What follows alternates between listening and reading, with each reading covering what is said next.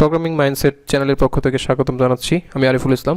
কম্পোজারের এই সিরিজটিতে আমরা গত ভিডিওতে দেখিয়েছি কম্পোজারের সাধারণ একটি পরিচিতি, কম্পোজার কী কারণে ইউজ হয় এবং কেন ইউজ হয় সেটা আপনাদের সাথে এক্সপ্লেন করেছি। আজকে আমরা কম্পোজার একটি ফাইল তৈরি করব এবং কম্পোজার ফাইলে একটা ডিপেন্ডেন্সি ইনস্টল করে এবং এই ফাইলের কিছু প্রপার্টি যে রয়েছে সেটা আপনাদের সাথে আলোচনা করে আজকে এই টিউটোরিয়াল শেষ করব। তো শেষ পর্যন্ত দেখুন।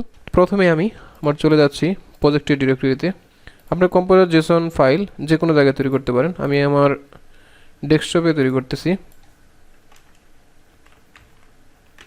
কম্পোজার লার্নিং নামে একটা ফোল্ডার আমি তৈরি করলাম এখানে। এই ফোল্ডারটা আমি এখানে ওপেন করে নিই।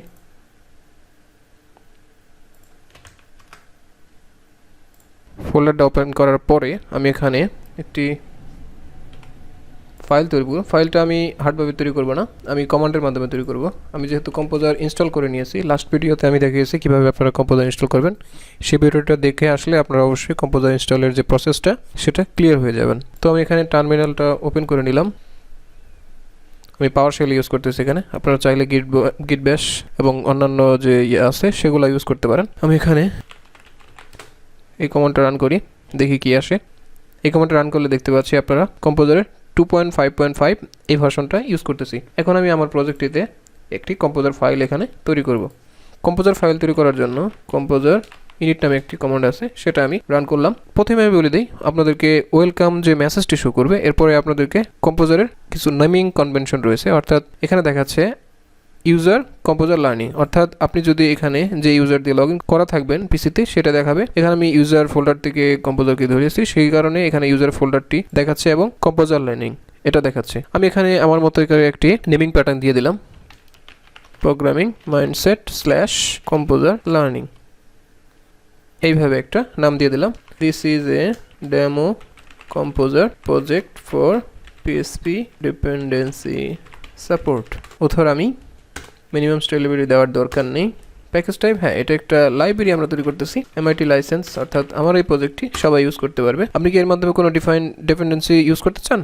আমি এখন করতে চাচ্ছি না, নো। আপনি কি এখানে PSR4 যে প্যাটার্নটি রয়েছে সেটা কি এখানে এই প্যাটার্নে রাখবেন কিনা সেটা আপনাদের কাছে যাওয়া হয়েছে। অর্থাৎ এটা চাওয়ার কারণ হলো আপনি এখানে কম্পোজার ফাইল যে তৈরি করতেছেন, এইখানে যে ক্লাস এবং অন্যান্য ফাইল লোড হবে সেটা আপনি কি সোর্স থেকে ধরাবেন অথবা অন্য কোনো ডিরেক্টরি থেকে ধরাবেন, সেই মেসেজটা আপনার কাছে চাচ্ছে, সেই প্রম্পটটা আমি এখানে এটাই রাখছি। তাহলে সোর্সকে সে ডিফল্টভাবে রেখে দিবে। আমি আমার কম্পোজার যে ফাইল তৈরি হবে সেটা দেখে নিচ্ছি, তারপর ইয়েস দিয়ে দিলাম।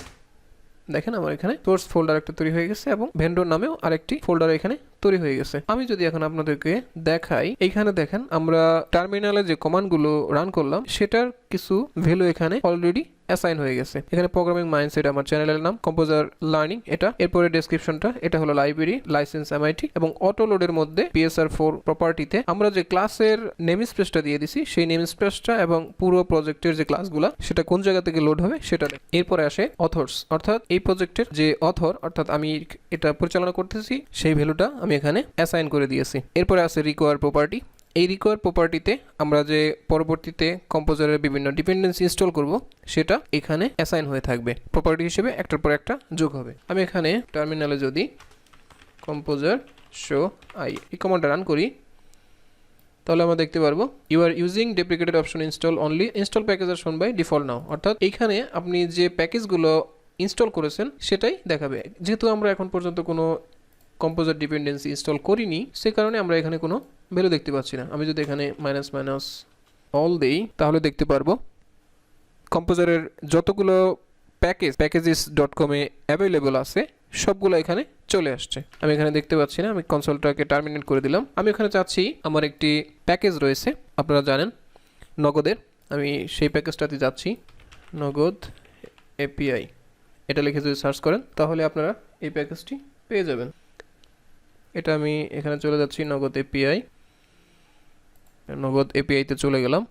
এখানে চলে যাওয়ার পরে আপনারা যদি হয়তো এই প্যাকেজটা আপনাদের প্রজেক্টে ইউজ করে থাকতে পারেন, এই ধরনের প্যাকেজ কম্পোজার যে প্যাকেজিস্ট আছে সেখানে অ্যাভেলেবল আছে, আপনারা চাইলে সেগুলো ইউজ করতে পারেন। আমি এখান থেকে এটা ইউজ করে আপনাদেরকে দেখাচ্ছি কিভাবে একটি প্যাকেজ ইনস্টল করতে হয়। এখানে গেলাম, জাস্ট কম্পোজার রিকোয়ার সেই কমান্ডটা আমি এখানে রান করলাম। রান করার পরে এই কম্পোজারের দেখেন এই ফাইলটা সে আপডেট করে নিয়েছে।